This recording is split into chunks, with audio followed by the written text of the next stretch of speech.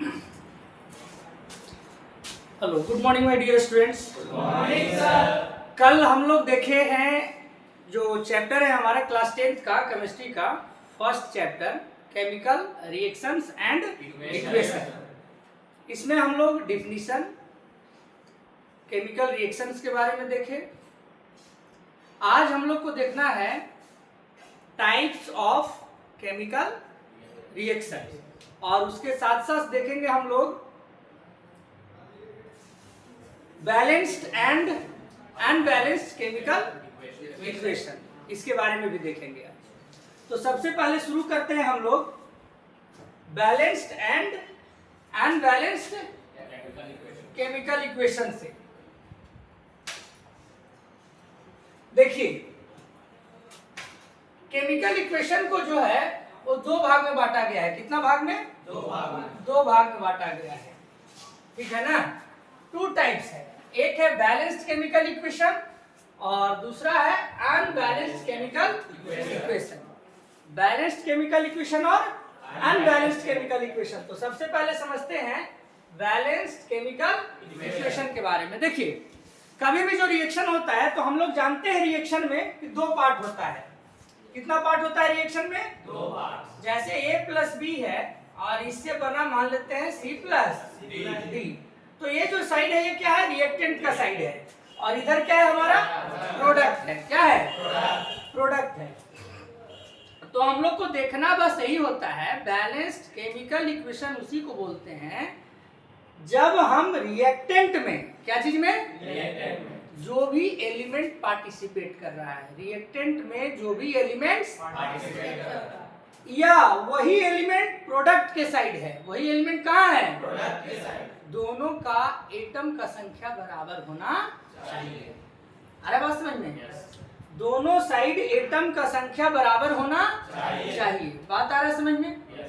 यानी कि number of atoms, number of different elements present in reactant is always equal to the number of atoms of same element।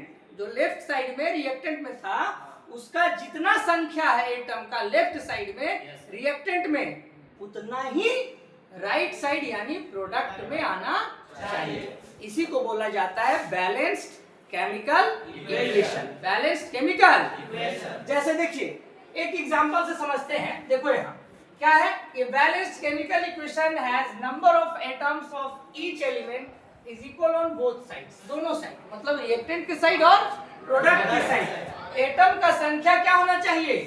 Same होना चाहिए, बराबर होना चाहिए, equal होना चाहिए, है ना। अच्छा देखो, कहता है क्या, एक एग्जांपल लिया कि जिंक का H2SO4 क्या है पता है? सल्फ्यूरिक एसिड है। क्या है? सल्फ्यूरिक एसिड के साथ Zn का रिएक्शन कराया तो जो भी बने, यहाँ पे अभी हम लोग वो नहीं देख रहे हैं, तो बना क्या? ZnSO4 plus H2। अभी यहाँ पे हम लोग को ये देखना है कि देखिए, जिंक लेफ्ट साइड में इसका संख्या कितना है? 1। तो राइट साइड में भी जिंक के गो है? 1। बात आ रहा है समझ में? चलिए, हाइड्रोजन इधर के गो है? 2 गो। तो इधर भी हाइड्रोजन के गो है? 2। इधर सल्फर के गो है? 1 गो। के गो? तो इधर भी सल्फर के गो? यहाँ ऑक्सीजन के गो? तो यहाँ भी ऑक्सीजन के गो? यानी ये है बैलेंस्ड केमिकल इक्वेशन। जो भी एलिमेंट पार्टिसिपेट किया है उसका संख्या लेफ्ट साइड और उसी एलिमेंट का संख्या राइट साइड, दोनों क्या है? इक्वल। दोनों क्या है? इक्वल। तो ये बैलेंस्ड केमिकल इक्वेशन हुआ कि नहीं हुआ? बात आ रहा है समझ में? यानी कि number of atoms, number of different elements, ठीक है ना। कोई भी एलिमेंट्स हो लेफ्ट साइड में जो रिएक्टेंट में है उसका संख्या एटम का, और राइट साइड प्रोडक्ट में जो बना है उसी एलिमेंट का जो लेफ्ट साइड में था संख्या एटम का बराबर आना चाहिए। यानी number of atoms of different element present in the reactant is always equal to the number of atoms present in product. ठीक है ना, एकदम बराबर आना चाहिए। इसी को बोला जाता है बैलेंस्ड केमिकल इक्वेशन। तो देखो यहाँ क्या बता रहा है, in this equation number of zinc, hydrogen, sulphate, ये सब क्या है? दोनों साइड इक्वल है, दोनों साइड क्या है, इसीलिए इसको बैलेंस्ड केमिकल इक्वेशन माना जाएगा। चलिए अब देखते हैं हम लोग अनबैलेंस्ड केमिकल इक्वेशन। समझ में आ रहा है बात सभी को? हम लोग देखेंगे अब अनबैलेंस्ड केमिकल इक्वेशन। देखो unbalanced chemical equation, unbalanced chemical equation क्या कहता है, बस उसका अपोजिट सोचना। यानी रिएक्टेंट में जो भी एलिमेंट्स है, रिएक्टेंट में जो भी एलिमेंट्स है और वो अगर उसी एलिमेंट का एटम प्रोडक्ट में है तो दोनों का संख्या आपस में बराबर नहीं। यानी लेफ्ट साइड में जो एटम का संख्या है वो राइट साइड में नहीं हो, इसी को हम बोलेंगे क्या, अनबैलेंस्ड केमिकल इक्वेशन। यानी कि if the number of atoms of each element in reactant, reactant में जो एलिमेंट है is not equal to the number of atom of each element present in product, वही एलिमेंट प्रोडक्ट में है तो दोनों का एटम का संख्या बराबर नहीं हो, उसको क्या बोला जाता है, unbalanced. Then the chemical equation is called unbalanced chemical equation, इसी को बोला जाता है अनबैलेंस्ड केमिकल इक्वेशन। जैसे देखिए एग्जांपल से, ये आयरन है, Fe मतलब क्या होता है, आयरन। आयरन का रिएक्शन कराया H2O के साथ, किसके साथ कराया, H2O के साथ, तो क्या बना, Fe3O4, Fe3O4, यानी आयरन है, H2O क्या होता है, वाटर। H2O क्या है बच्चों, वाटर है। तो आयरन का वाटर के साथ रिएक्शन कराया तो क्या बना, Fe3O4, यानी ये क्या है, ठीक है ना, आयरन ऑक्साइड है, ठीक है ना। देखिए यही ना जंग वाला रहता है Fe3O4, ठीक है, ये क्या है, लोहा है और ये पानी के साथ रिएक्शन किया, समझ रहे हो बात ना। तो Fe3O4 देखो यहाँ पर देखिए Fe लेफ्ट साइड में, यहाँ पे अगर हम बात करते हैं LHS में और कहाँ RHS में अगर हम देखते हैं तो यहाँ पर जो हमारा Fe है कितना है, एक है, कितना है, एक है। अगर हम Fe का बात करें तो LHS में कितना है, एक है, और राइट साइड में देखिए क्या है, तो क्या ये बैलेंस है दोनों आपस में, नहीं है बैलेंस। बात आ रहा है समझ में, यहाँ हाइड्रोजन के गो है, यहाँ हाइड्रोजन, यहाँ ऑक्सीजन के गो, यहाँ ऑक्सीजन के गो, यानी ये बैलेंस्ड नहीं है, क्योंकि लेफ्ट साइड में जो एटम है उतना एटम का संख्या राइट साइड में, इसलिए हम इसको बोल सकते हैं कि यह जो है क्या है, अनबैलेंस्ड केमिकल इक्वेशन। क्लियर है ना बात, यह जो है अनबैलेंस्ड केमिकल इक्वेशन है। अच्छा ये बताइए ये क्या है, H2 प्लस O2 बना H2O, ये कैसा है,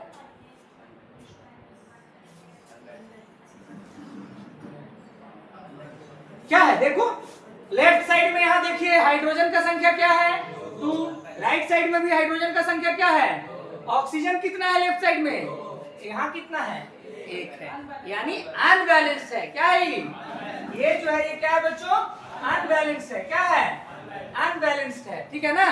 क्लियर हुआ, चलिए देखो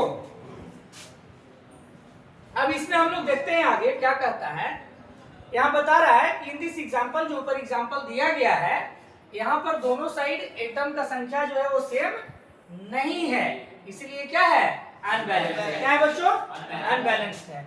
अब हम लोग देखते हैं कि ठीक है, हम लोग समझ गए कि जो रिएक्शन होता है, जो इक्वेशन होता है, तो कुछ इक्वेशन ऐसा होता है जो क्या है, अनबैलेंस्ड है, और कुछ इक्वेशन ऐसा होता है जो बैलेंस्ड होता है।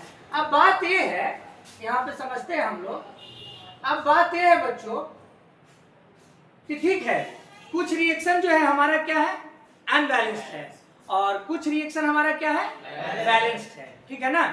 अब समझने वाली बात ये है कि आखिर बैलेंस हम लोग करते क्यों हैं। हम लोग केमिकल रिएक्शन को बैलेंस क्यों करते हैं, क्लास 9th में ही पढ़े हैं आप लोग, ये कोई नया चीज नहीं है, ठीक है ना, पढ़े हैं। Law of conservation of mass, law of conservation of, इसी रूल को ठीक है ना, सही करने के लिए, ताकि law of conservation of mass को फॉलो करे। अब बताओ, लेफ्ट साइड में जो चीज है उतना ही होना चाहिए ना राइट साइड में, क्योंकि उसी से बना है, तो ज्यादा और कम नहीं होना चाहिए। बात समझ रहे हैं ना?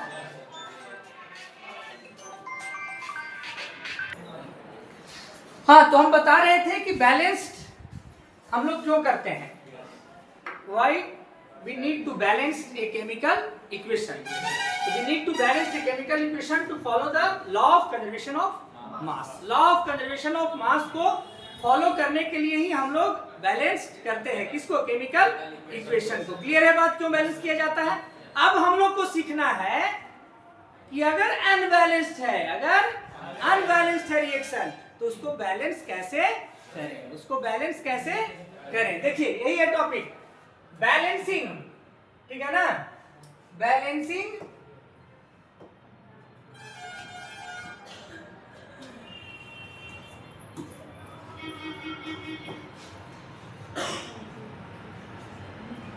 बैलेंसिंग ए केमिकल इक्वेशन। केमिकल इक्वेशन को बैलेंस कैसे करें, ठीक है? तो देखिए, तो बैलेंस द गिवन और any chemical equation follow these steps. इस स्टेप्स को फॉलो करना होगा, ठीक है? जैसे देखो, ये रिएक्शन था, अभी हम लोग देखे थे जो अनबैलेंस था, ठीक है?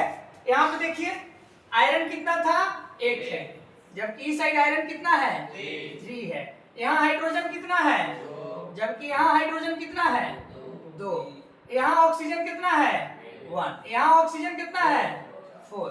तो देखिए ये बैलेंस नहीं है, ये वाला एटम और ये वाला भी बैलेंस नहीं है, ये है बराबर। क्लियर हो रहा है बात? ठीक है ना, बढ़िया से दिखाई दे रहा है सभी को? देखिए, तो कहने का मतलब ये है, तो देखिए यानी कि अगर हम लोग को बैलेंस करना है, ठीक है ना, तो हम लोग अब करेंगे क्या? यहाँ पर करना ये है कि आपको बैलेंस करने के दौरान ध्यान क्या रखना है, जो स्टेप्स है उसको समझिए। यहाँ पर आप जब देख रहे हैं तो देख पा रहे होंगे कि यहाँ पर आयरन और ऑक्सीजन, ये दोनों जो है लेफ्ट साइड में और राइट साइड में, ये दोनों बराबर नहीं है बराबर। बराबर इसको कर देना है। अगर इसको बराबर कर दिए तो हमारा इक्वेशन क्या हो जाएगा? बैलेंस। क्या हो जाएगा? बैलेंस हो जाएगा। तो एक मेथड है जिसका नाम है heat and trial method. Heat and, इसमें क्या होता है ना कि कुछ कोएफिशिएंट को आप रख सकते हैं। देखिए 2 चीज होता है, याद रखिएगा। कोएफिशिएंट का मतलब क्या होता है? यहाँ पर कुछ आप लगाते हैं, मान लो 2 लगा दिए, आगे 4 लगा दिए, 5 लगा दिए, कुछ लगा दिए, 2Fe या 4Fe या 5Fe एक बात। तो ये क्या है? कोएफिशिएंट लगाए आप। क्या लगाए? आप इसमें बदलाव नहीं कर सकते हैं, इसमें बदलाव, ये सबस्क्रिप्ट है, इसमें बदलाव नहीं होता है। कोएफिशिएंट को आप बदल सकते हैं, कोएफिशिएंट को आप मल्टीप्लाई कर सकते हैं, ताकि आपका LHS में एटम का संख्या और RHS में यानी प्रोडक्ट साइड में बराबर हो जाए। ये ध्यान देना है हम क्या बोल रहे हैं। आप इसको नहीं बदल सकते हैं, जो नीचे लटका हुआ है सब में, ये जो नीचे लटका हुआ है इसको आप नहीं बदल सकते हैं। हाँ, इसके आगे मन करे लगाइए कुछ बैलेंस करने के लिए, बात समझ रहे हैं ना, लेकिन इसको नहीं बदल सकते हैं। क्लियर है बात? तो देखिए, तो यहाँ पर हम लोग करेंगे क्या, देखो ध्यान से। हमारे पास यहाँ पर जो है ऑक्सीजन कितना है बच्चों? आयरन देखते हैं, आयरन कितना है यहाँ? 8। यहाँ आयरन कितना है?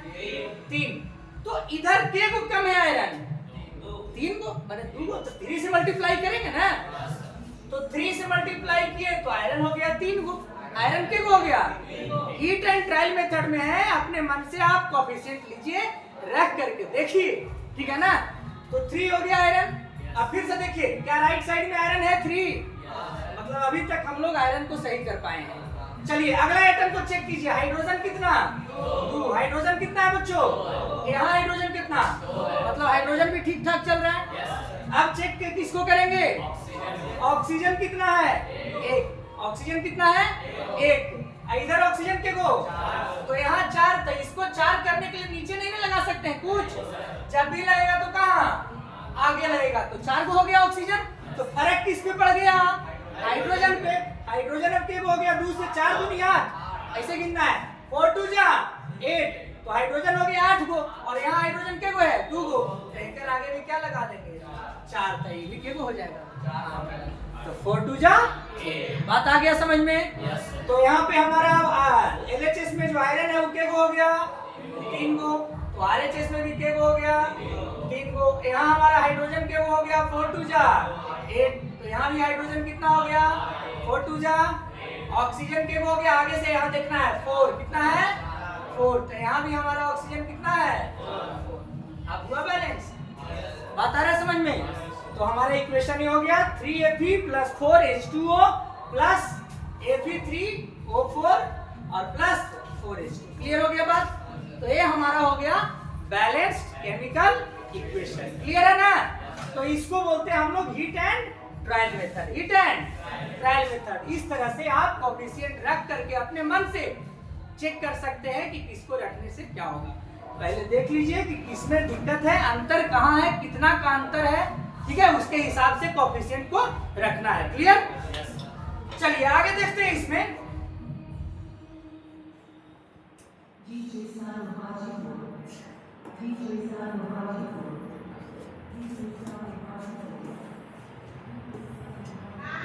देखो इसी चीज को ये बता रहा है, देख रहे हो ना? अपना स्टेप बाय स्टेप लिखा है इसी चीज को। क्लियर है? ठीक है ना? किस तरह से अपना कर रहा है बैलेंस। अब बैलेंस कर दिया तो देखिए इसका भी हो गया ना? 3 3 8 और 8 4 और 4। समझ रहे हैं बात ना? ठीक है? ये हम लोग तो देख लिए। क्लियर है? यहाँ तक कोई दिक्कत नहीं ना है? अब देखिए आगे क्या कहता है।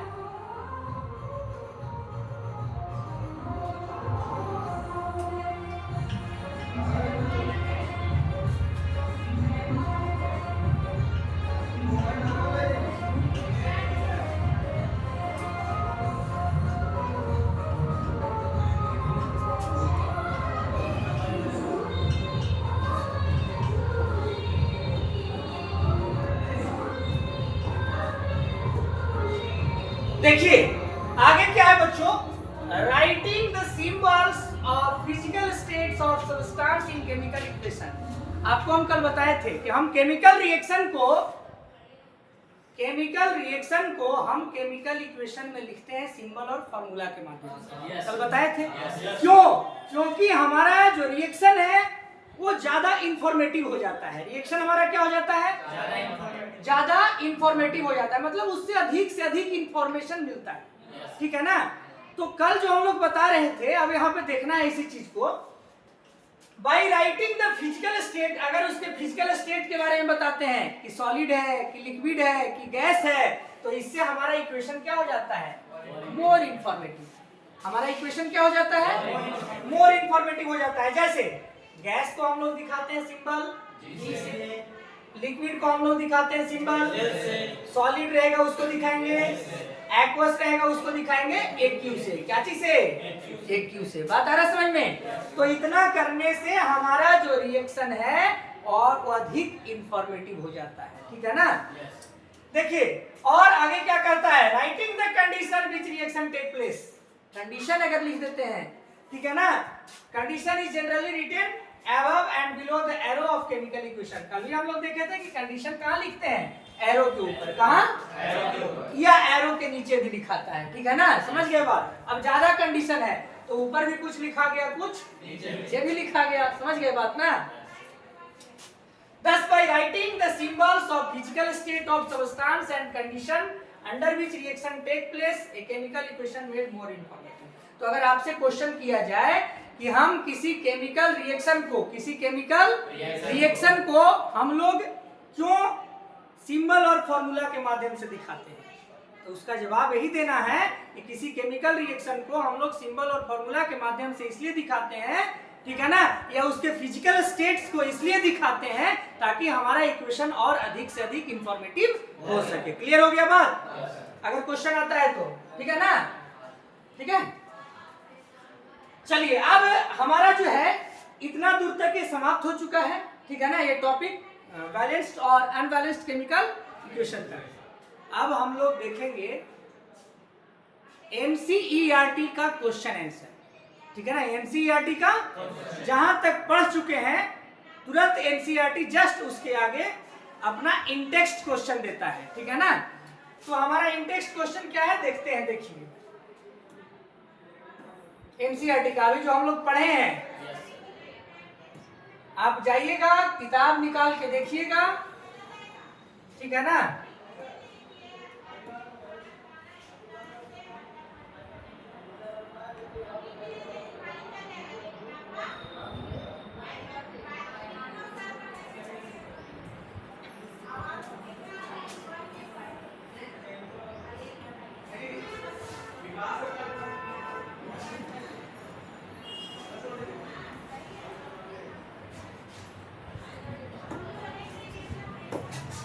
देखिए पहला क्वेश्चन क्या है, ये देखिए पहला क्वेश्चन है why should A magnesium ribbon be cleaned before it burn in air.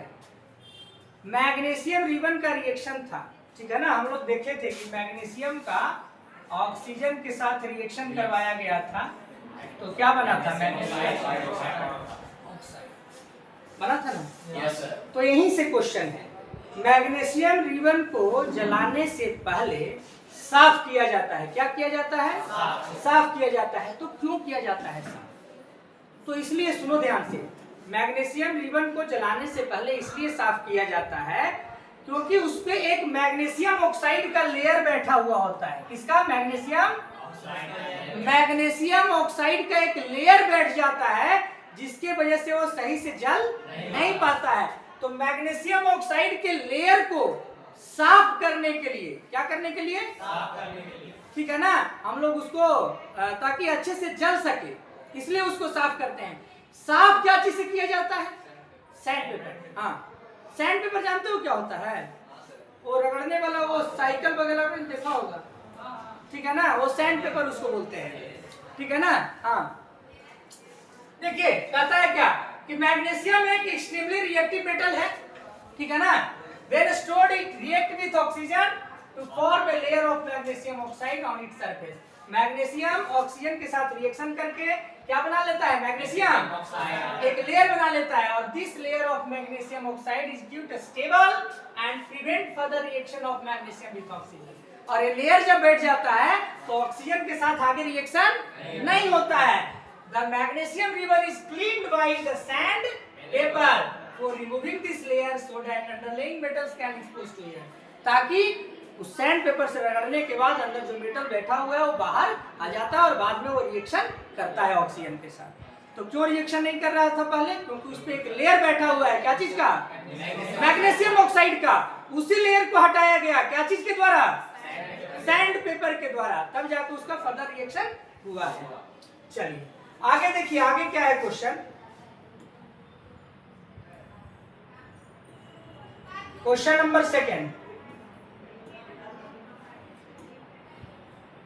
देखिए क्या है, right the balanced equation for the following chemical reaction. Balanced chemical equation बताना है। हाइड्रोजन क्लोरीन के साथ रिएक्शन किया, हाइड्रोजन जो है किसके साथ रिएक्शन किया, क्लोरीन के साथ रिएक्शन किया, तो बना क्या, hydrogen chloride, HCl, hydrogen chloride. इसको बैलेंस करना है, क्या करना है, तो देखो हाइड्रोजन इधर साइड में, देखो लेफ्ट साइड में हाइड्रोजन के गो है, इधर के गो तो कम है जी, तो कम है तो इधर कितना से गुना कर देंगे, तो अब इधर भी दूगो हाइड्रोजन, इधर भी दूगो, बात आ रहा है समझ में। अब क्लोरीन को चेक करो, क्लोरीन के गो, तो देखो इसके लिए यहाँ है ना, तो क्लोरीन इधर भी के गो, तो ये हो गया हमारा बैलेंस्ड, ठीक है ना, केमिकल इक्वेशन, इसके लिए पहला के लिए। क्लियर हो गया बात। चलिए सेकंड नंबर देखें ना, बैरियम क्लोराइड, क्या है बाबू, बैरियम क्लोराइड, बैरियम क्लोराइड है, ठीक है ना। देखिए बैरियम क्लोराइड BaCl2 होता है, बैरियम क्लोराइड। इसका रिएक्शन किसके साथ किया है, अल्युमिनियम सल्फेट के साथ, किसके साथ, अल्युमिनियम सल्फेट के साथ रिएक्शन किया है, यही ना है, Al2SO4, यही ना होता है अल्युमिनियम सल्फेट, ठीक है ना। Al2SO4 का ठीक है, अल्युमिनियम का वैलेंसी 3 होता है, SO4 का 2 माइनस होता है, तो चेंज किया ना आयंस, ठीक है ना। तो बैरियम क्लोराइड हो गया, किसके साथ रिएक्शन, अल्युमिनियम सल्फेट के साथ, तो क्या बना है, बैरियम सल्फेट, क्या बना है, बैरियम सल्फेट बनाया है, यानी BaSO4, BaSO यहाँ लिख देते हैं BaSO4, और क्या बना है बच्चों, और बना है अल्युमिनियम क्लोराइड, क्या बनाया है, अल्युमिनियम क्लोराइड, यानी AlCl, ठीक है ना, और क्लोरीन का वैलेंसी 1 है, इसलिए अल्युमिनियम पे कुछ नहीं आया, अल्युमिनियम का 3 है तो इसको जाएगा ना, तो AlCl3, AlCl3, समझ में आ रहा है बात सभी को। देखिए अब इसको हम लोग बैलेंस करते हैं, देखिएगा ध्यान से, इधर बैरियम के गो है, एगो, अच्छा इस साइड में बैरियम के गो, अभी तक तो ठीक ठाक है। चलिए क्लोरीन के गो है बाबू, 2 गो, क्लोरीन के गो, इधर क्लोरीन के गो 3 गो, तो इधर कम गया ना, इधर कम गया, इधर ज्यादा हो गया, तो हम क्या चीज से गुना करें कि बराबर हो जाए, अगर 2 से करेंगे तो 2 2 जा 4, तो फिर यहाँ पर 2 3 जा 6 हो जाएगा ना, अगर यहाँ हम 3 से कर दें, क्या चीज से, तो 3 2 जा 6, 3 2 जा 6, 3 2 जा 6 क्लोरीन हो गया, तो यहाँ पर अगर हमको कर देंगे 2 से, क्या चीज से, तो क्लोरीन हो जाएगा ना, 3 2 जा 6, अरे बस हो जाए, फिर से चेक कीजिए, अब क्लोरीन पे फर्क पड़ गया, ठीक है। अब बैरियम देखो, बैरियम के गो 3 गो, लेकिन अभी बैरियम यहाँ के गो, फर्क पड़ गया ना, तो यहाँ भी के गो लगा देंगे 3 गो, फिर से चेक कीजिए, बैरियम के गो, यहाँ के गो, क्लोरीन को चेक कीजिए, 3 2 जा 6, 3 2 जा, यहाँ चेक कीजिए 3 2 जा, अब ठीक ठाक है ना। अगला को चेक कीजिए, अल्युमिनियम, किसको बाबू, अल्युमिनियम के गो 2 गो, अल्युमिनियम के गो, इधर अल्युमिनियम देखिए के गो है 2 गो, के गो है 2 गो, अभी तक ठीक ठाक है ना। चलिए एस को चेक कीजिए, सल्फर को, के गो है, इसके लिए ये है यहाँ 3, ठीक है ना, इसके लिए कितना है यहाँ 3 है, कितना है बाबू 3 है, तो देखिए यहाँ पर सल्फर देखिए के गो है 3 गो, देखो ये यहाँ से हुआ ना इसका, ठीक है। चलिए यहाँ तक भी ठीक है। ऑक्सीजन को चेक कीजिए, 4 × 3, तो 4 3 जा 12, यहाँ चेक कीजिए ऑक्सीजन का, 4 3 जा 12, माने ठीक ठाक है, क्लियर है बात, आ गया बात समझ में बढ़िया से, ठीक है ना। चलिए आगे देखते हैं हम लोग, अगला क्या है,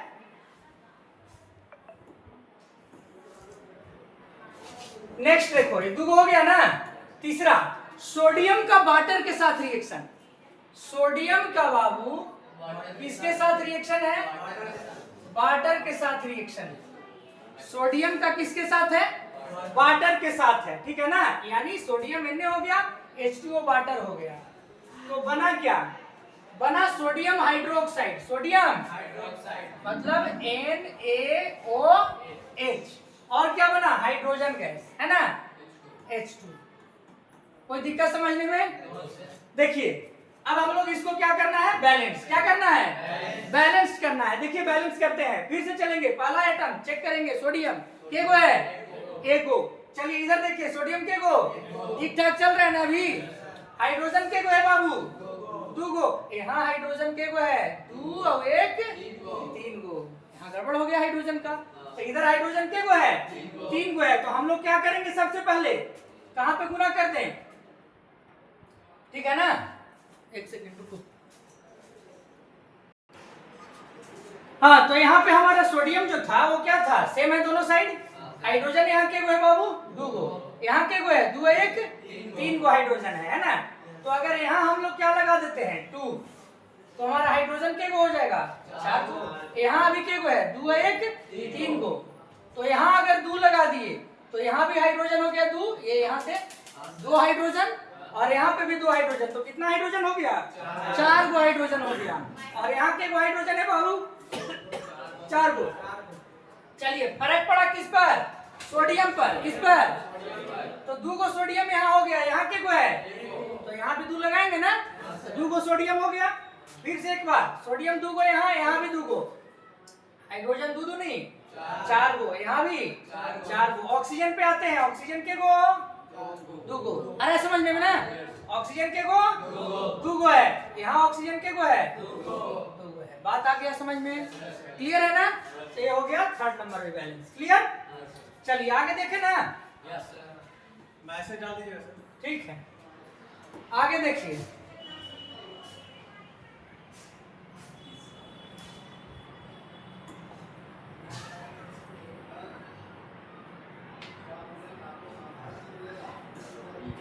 ये शायद लगता है कि लास्ट क्वेश्चन है ना?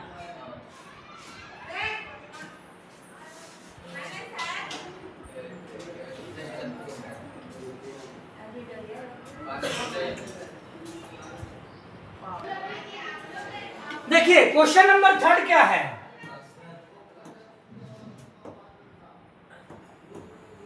क्वेश्चन नंबर थर्ड है कि right balanced chemical equation with state symbol for the following reaction. Balance करिए सिंबल्स के साथ लिख करके। जैसे पहला नंबर क्वेश्चन क्या है देखिए, पहला है solution of barium chloride. Solution of barium chloride यानी BaCl2, ठीक है ना? ऊपर भी था एक बैरियम क्लोराइड, देखो था ना यहाँ, ठीक है? Barium chloride and sodium sulphate in water, ठीक है ना? सोडियम सल्फेट है, sodium sulphate Na2SO4, sodium sulphate, sodium. लेकिन सोडियम सल्फेट जो हमारा है बच्चों वो वाटर में है, इसलिए तो सिखाया गया है कि लिखिए ये क्यू, मतलब ये हो गया पानी में। क्या चीज में? पानी में। बात आ रहा है समझ में ना? चलिए आगे देखते हैं। कह रहा है कि solution of barium chloride and sodium sulphate in water react to give insoluble barium sulphate. React करके क्या दे रहा है? बैरियम सल्फेट दे रहा है। क्या दे रहा है बच्चों? यानी BaSO4, बैरियम सल्फेट बना। और क्या बना रहा है? बैरियम सल्फेट के अलावा सोडियम क्लोराइड क्या बना रहा है? सोडियम क्लोराइड यानी NaCl। क्लियर है? चलिए ये बोला गया है क्वेश्चन में कि ऐसा बना रहा है, ये सिंबल हम लोग लिख दिए, हो गया। अब बैलेंस करेंगे। क्या करेंगे? बैलेंस करेंगे। देखिए देखते हैं हम लोग बैलेंस करने के लिए। चलिए देखिए पहला से शुरू करते हैं ना। बैरियम के गो एगो, यहाँ राइट साइड में बैरियम एगो, अभी तक कोई दिक्कत? क्लोरीन एक दूगो है ना, राइट साइड में क्लोरीन। चलिए आगे दो लगाते हैं, दूगो हो गया क्लोरीन। फर्क पड़ गया किस पर? सोडियम पर। और सोडियम को अभी हम चेक नहीं किए थे, बैरियम को चेक किए थे, इसलिए यहाँ तक क्लियर हो गया बात। ये दोनों हो गया ना। आगे आते हैं, सोडियम के गो है दूगो, सोडियम के गो दूगो, यहाँ सोडियम भी के गो दूगो, बढ़िया बात है। चलिए एस को चेक कीजिए, एस के गो है इधर, एगो। सल्फर के गो है एगो, एक गो ना है जी। यहाँ भी के गो है, ऑक्सीजन के गो, यहाँ ऑक्सीजन के गो, यानी बैलेंस हो गया। क्लियर है ना? कोई दिक्कत समझने में? बैलेंस हो गया ना? चलिए आगे देखिए नेक्स्ट क्वेश्चन क्या है? Question number 2। क्वेश्चन नंबर 2 कहता है कि सोडियम हाइड्रोक्साइड सॉल्यूशन।